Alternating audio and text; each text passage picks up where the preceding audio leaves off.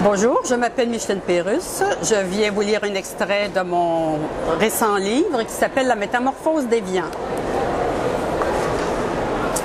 Je m'appelle Évian. Ce nom, je le porte depuis ma naissance. Ma mère m'a nommé ainsi parce qu'elle me voulait limpide et paisible comme une eau de source. Erreur. En sortant de son ventre, je me suis mise à hurler comme un putois. Je ressemblais davantage à une mère en furie qu'à une source mélodieuse et tranquille. Ma mère se nomme Béatrice, Béa pour les intimes. Avec son air béat et triste, elle fait honneur à son prénom. Elle s'est jointe à mon père, un con du nom de Gontran, qui est devenu son conjoint. Allez donc savoir pourquoi. Gontran parle peu. Il se berce du matin au soir en savourant sa bière, ce qui attriste Béa, bien sûr. Mon père, c'est un monument historique. Je dis bien historique, car veut pas, il fait partie de mon histoire. Une histoire banale à en crever.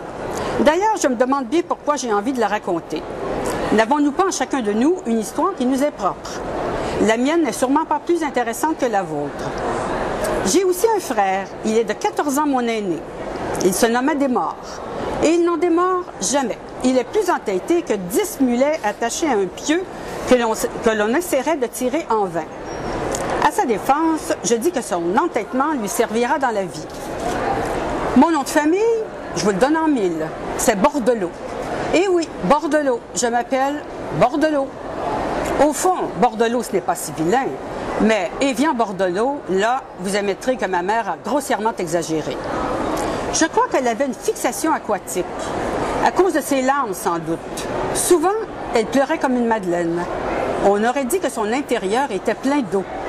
D'où sa tristesse, j'imagine.